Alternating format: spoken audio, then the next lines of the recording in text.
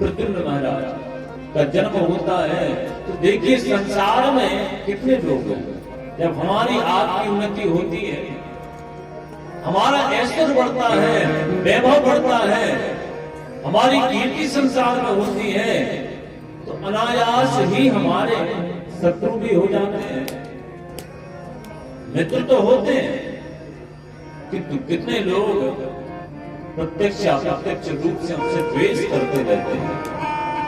ऐसे मेरे द्वारकाधीश की कीर्ति दसों दिशाओं में क्या फैली कि मेरे द्वारकाधीश के ही ढेरों शत्रु हो गए। अब ऐसे ऐसे शत्रु कि जिनको स्वयं द्वारकाधीश भी नहीं जानते।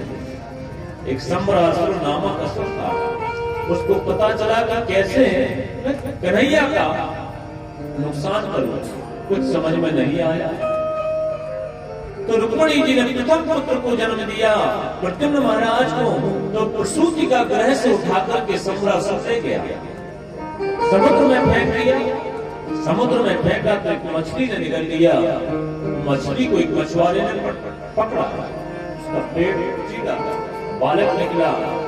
बालक ले जाकर के सम्रासुर महाराज की सभा में पहुंचा। महाराज ये बालक मछली के गर्भ से निकला है। सम्रासुर ने कहा अच्छा ऐसा है, हमारे यहाँ विद्यावती है तो भोजन में पकाने का कार्य करती है, ये बालक उसी को प्रदान कर देंगे।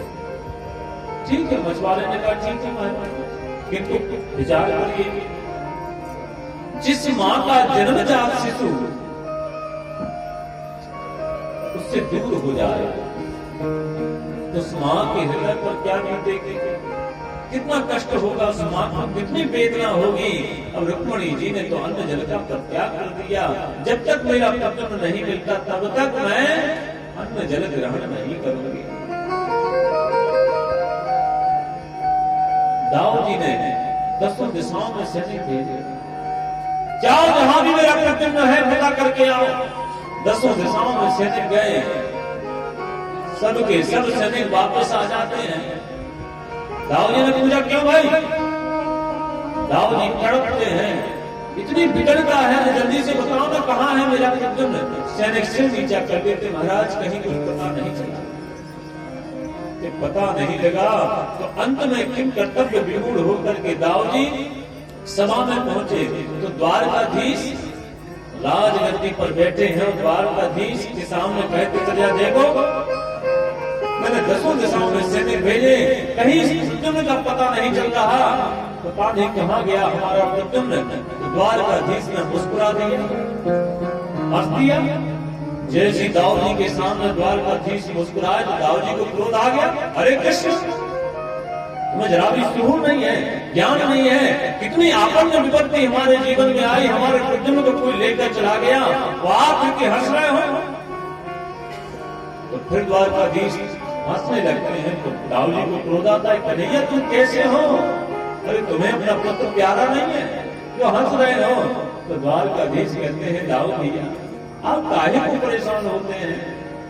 प्रत्येक जीव का जन्म और कर्म होता है, हमारी आपकी यात्रा एक जन्म की नहीं है, जन्म जन्मांतरों से हमारी आपकी यात्रा चली आ रही है। तो दाऊ जी कहते हैं कि देखिए भैया, प्रत्येक जीव का क्रियमाण संचित प्रारब्ध कर्म होता है, तो प्रद्युम्न का भी कर्म है, उसकी लेख में लिखा है कि उसको दूर होना है तो ठीक है, आप चिंता मत करो दाऊ भैया, हमारा प्रद्युम्न आएगा, उस सपत्नी का आएगा, आप काहे की चिंता करते हो?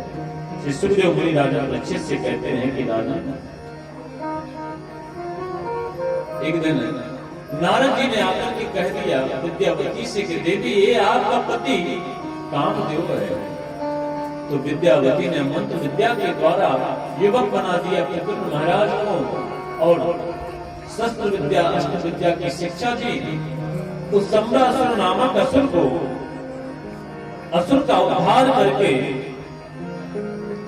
प्रद्युम्न महाराज अपनी पत्नी विद्यावती को लेकर के द्वारकापुरी में पधारे। तो द्वारकापुरी में जब पधारे तो 16,108 पटरानियों ने प्रद्युम्न और वधू की आरती उतारी विद्यावती की। तो राजा परीक्षित ने कहा कि गुरुदेव विवाह की कथा तो आपने एक ही बताई, इस 16,107 कुर्बानियां भगवान की कहां से आ गई? तो सुखदेव जी महाराज कहते हैं कि राजन सुनिए कि सत्राजिता सुतनया कृष्णा एक तिके विसह स्यमंत के मणिना स्वयं उद्यम में दत्तमा। अरे महाराज, एक द्वारकापुरी में एक राजा रहते थे जिनका नाम था सत्राजित। सूर्य को उपासक थे, सूर्य उपासना करते थे। सूर्य उपासना करते करते सूर्य देव के प्रसन्न हो गए। तो सत्राजित राजा को एक मणि दी सूर्य ने, शमंतक मणि, जिस मणि का ऐसा अद्भुत प्रभाव कि 12 घंटे पूजा करने पर वह मणि 8 भार सोना दिया करती थी। तो सत्राजित राजा एक दिन वो मणि धारण करके द्वारकाधीश की सभा में आ गए। तो द्वारकाधीश को लगा कि मानो सूर्य उदय होकर के आ रहे हैं, प्रकट होकर के साक्षात रूप में आ रहे हैं, ऐसा प्रतीत हुआ। किंतु जब देखा तो सत्राजित राजा, तो मेरे द्वारकाधीश मुस्कुराया, अरे राजा आइए आइए पधारिए। सत्राजित ने कहा, देखो महाराज हमारा आदर स्वागत कर रहे हैं। कन्हैया ने कहा, ये क्या है खिलौना जो आपके गले में लटक रहा? सत्राजित राजा ने कहा, महाराज ये मणि है, इसका क्या प्रभाव है? तो सत्राजित राजा ने कहा, महाराज 12 घंटे पूजा करने पर ये मणि 8 बार सोना देती है, 2 क्विंटल सोना। तो कन्हैया ने कहा, राजा एक बात बताओ, आपके परिवार में कितने लोग हैं? तो सत्राजित बोला, महाराज मैं और मेरी पत्नी और मेरा भाई और मेरी छोटी सी कन्या। गोविंद ने कहा, अच्छा कुल मिलाकर के 3.5 लोग हैं, तो 2 क्विंटल सोने का क्या करोगे आप? तो सत्राजित ने कहा, महाराज हम क्या करें, जब आता है तो उपयोग करेंगे। भगवान ने कहा, भाई तुम्हें आवश्यकता ही नहीं इतने सोने की, एक काम करो, ये मणि हमारे राजकोष में जमा कर देंगे। कम से कम दुर्भिक्ष पड़ने पर, अकाल पड़ने पर ये मणि सहयोग करेंगी प्रजा का। सत्राजित ने मना कर दिया, नहीं महाराज हम नहीं देंगे। गोविंद ने कहा, देखो भैया मणि आपकी, देना या ना देना आपकी इच्छा, ठीक है। सत्राजित गया अपने घर पर, तो सत्राजित के भाई ने वो मणि धारण की अपने गले में, तो जंगल चला गया। जंगल गया तो वहां एक सिंह ने वध कर दिया प्रसेन का, वो बड़ी छीन ली, बड़ी छीन ली। अब प्रसेन को सिंह ने प्रसेन का वध किया, और सिंह का वध किया भालू ने, उससे बड़ी छीन ली। सत्राजित को पता लग गया कि हमारे भाई का वध कर दिया किसी ने, मणि छीन ली। तो सत्राजित ने गोविंद पर मिथ्या कलंक लगा दिया कि द्वारकाधीश मुझसे मणि मांग रहे थे, उनको मैंने प्रदान नहीं की, तो उन्हीं ने मेरे भाई का वध करा दिया। ये मिथ्या कलंक मेरे द्वारकाधीश पर लग गया। तो द्वारकाधीश अपने गुरुदेव गर्गाचार्य जी के शरण में गए कि गुरुदेव, काजल से यदि कोई काली चीज है तो वो है कलंक। अब इस मिथ्या कलंक से मैं कैसे निर्गत हूं? तो गर्गाचार्य जी ने कहा, देखो महाराज आप चिंता मत करिए, आप अन्वेषण करिए, दूध का दूध पानी का पानी हो जाएगा। तो कई हजार सैनिकों को साथ में लेकर के मेरे गोविंद पहुंचे ढूंढने के लिए। तो देखा शरीर का, प्रसेन का मृत शरीर पड़ा हुआ है, और शरीर के माध्यम जो शरीर पड़ा हुआ था प्रसेन का, वहां देखे कि शेर के पैरों के चिन्ह भूमि में अंकित हैं। उसके माध्यम से आगे बढ़े तो देखा कि वो सिंह भी मरा पड़ा है। अब सिंह के बगल में देखा कि भूमि में भालू के चिन्ह अंकित है भूमि में। उसके माध्यम से गए तो गुफा में प्रवेश कर गए। जैसे गुफा में प्रवेश किया तो जामवंत जी ने पकड़ लिया भगवान, भयंकर युद्ध छिड़ गया, भयंकर युद्ध छिड़ गया। करीब 27 दिनों तक युद्ध चलता रहा, मल युद्ध चलता रहा। और जब जामवंत जी महाराज के नटबोल्ट ढीले पड़ने लगे पराजित होने लगे तो मेरे गोविंद के चरण कमल पकड़ लिए कि हे गोविंद, आप तो मेरे राम जी हो। राम जी पहचान हो।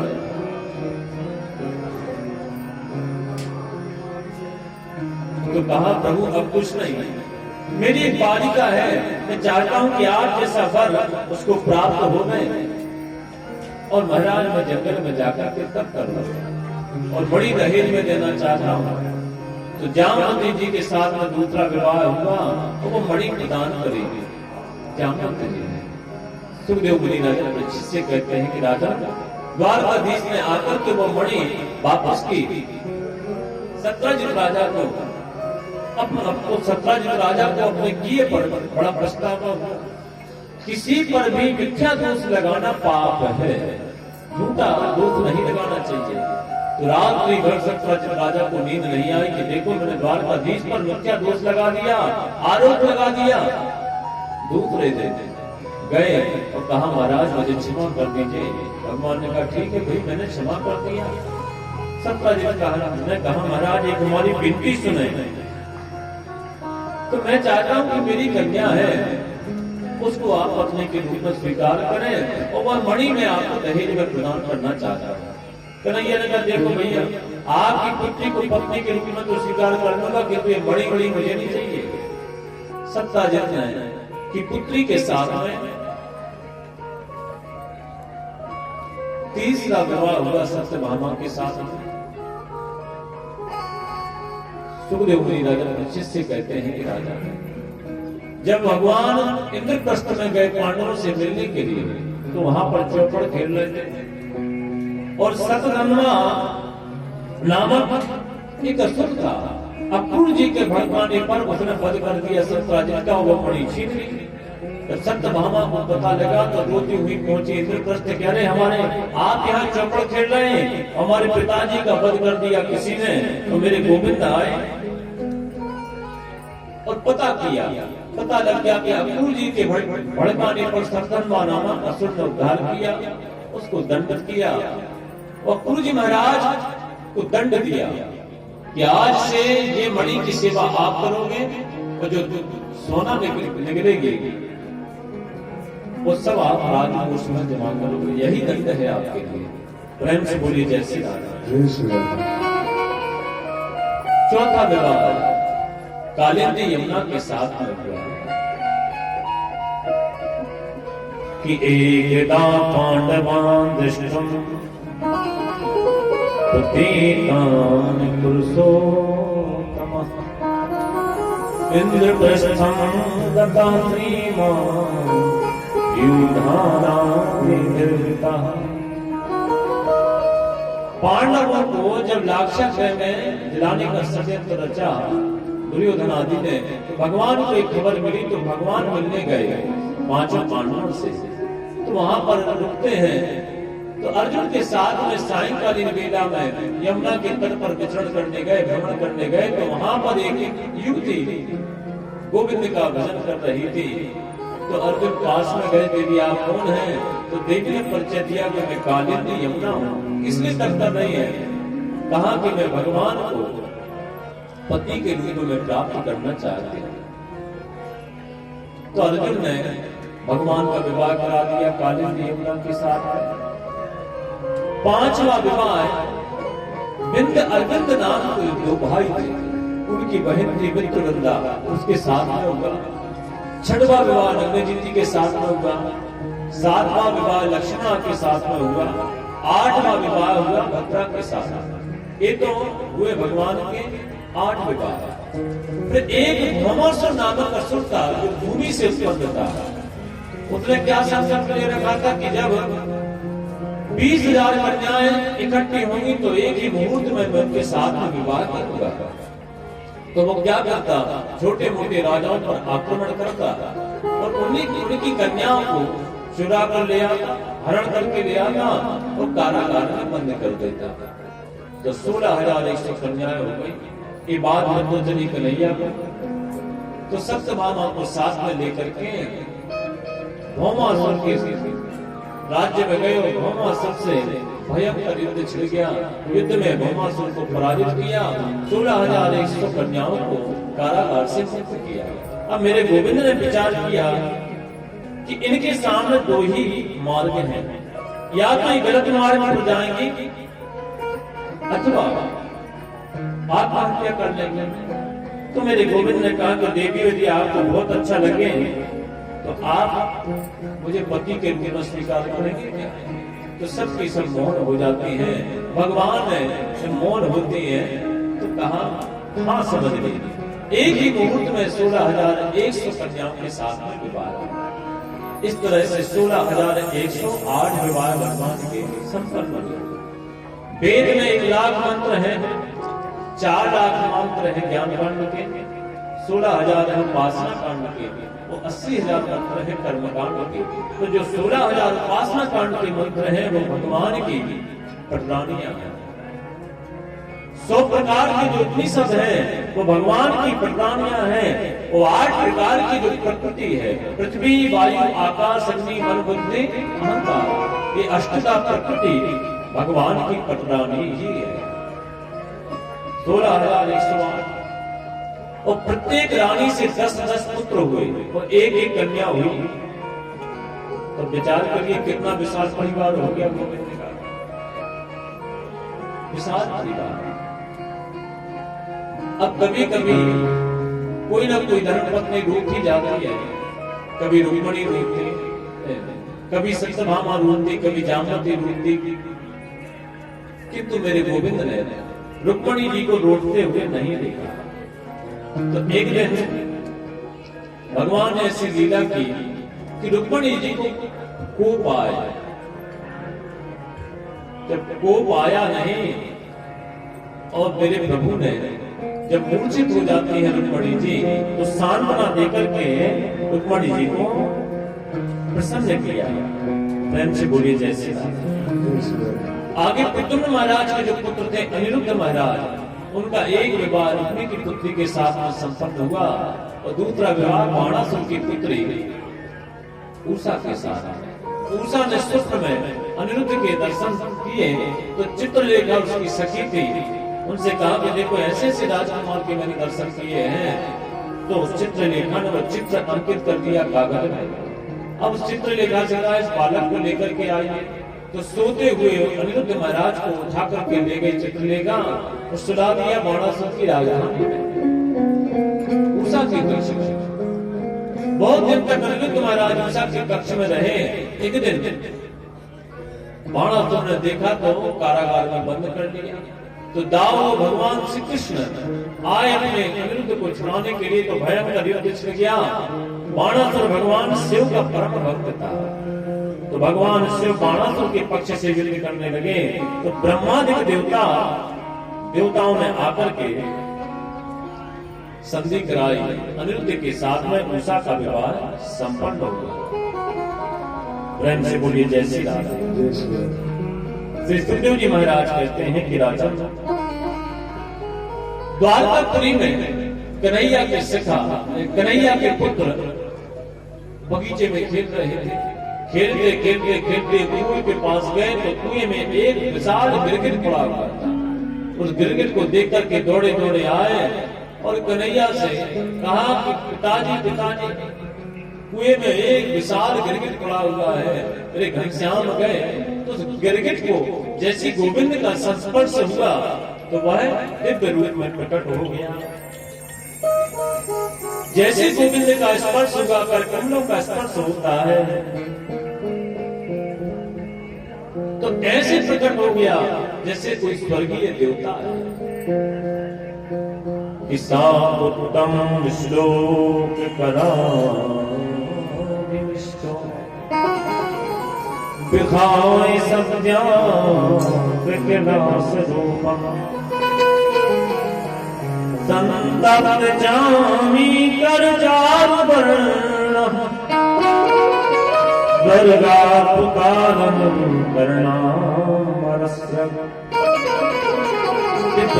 प्रकट हो जाता है।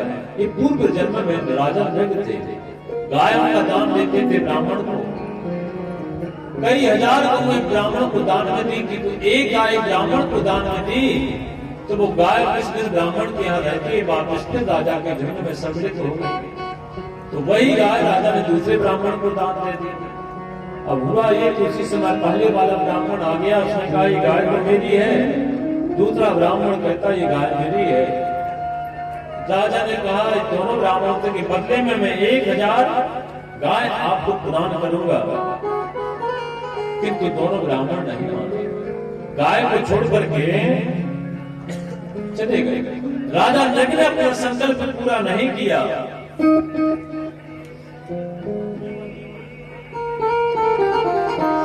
संकल्प पूरा नहीं किया तो नृग गिरगिट योनि में जाना पड़ा। प्रेम से बोलिए जय श्री राम। बलदाऊ जी कन्हैया से कहते कि लाला देखो बहुत दिन हो गए, तुम्हें तो ख्याल लाए हैं और मुझे बहुत याद आती है, मेरी इच्छा है कि मैं ब्रजभूमि जाऊं। तो मेरे दाऊ जी की बारे भद्रा कुरुश्रेष्ठ भगवान रथमास्थिता सुहृदृक्षरुत्कण्ठा प्राययो नंद गोकुलम्।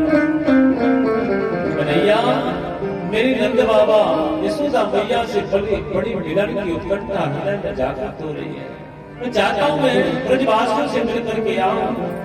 तो दाऊ जी ब्रज यात्रा करते हैं, ब्रजवासियों से मिले, बड़े प्रसन्न हुए, किंतु ब्रजवासियों से कहा करे ब्रजवासी देखो तो यहाँ पर तो आपकी भूमि ही बंजर पड़ी है, कुछ बोते नहीं, खेती किसानी नहीं करते। ब्रजवासियों ने कहा क्या बताएं दाऊ जी, ये यमुना जी में पूरी जमीन ही डूबी रहती है, तो कैसे हम खोएं?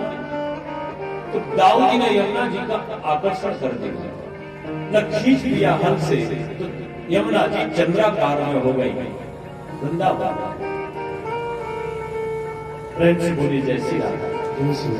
ब्रजवासियों के पास में रहते बड़े आनंदित रहते। एक पौंड्रक और काशीराज, एक पौंड्रक नामक एक असुर था, उसने काशीराज से पूछा अच्छा एक बात बताओ, द्वारकाधीश की दसों दिशाओं में कीर्ति क्यों है? तो काशीराज ने कहा उनके 4 हाथ हैं, तो एक उंगली में चक्र सुदर्शन घूमता ही रहता है। तो उसने क्या किया, 2 हाथ लकड़ी के लगाए, एक पीतल का चक्र बनवाया और ऐसे घुमाता रहता है। लोगों से कहता है कि मैं असली वारदेव हूँ, तो द्वारकाधीश का जो वारदेव वो तो नकली है। यहाँ तक कि स्वयं भगवान श्री कृष्ण को पत्र लिखकर भेज दिया एक दूत को, कहा कि जाने एक पत्र लेकर के जाए। दूत पत्र लेकर के गया और कन्हैया से कहता है कि देखो महाराज हमारे असली बात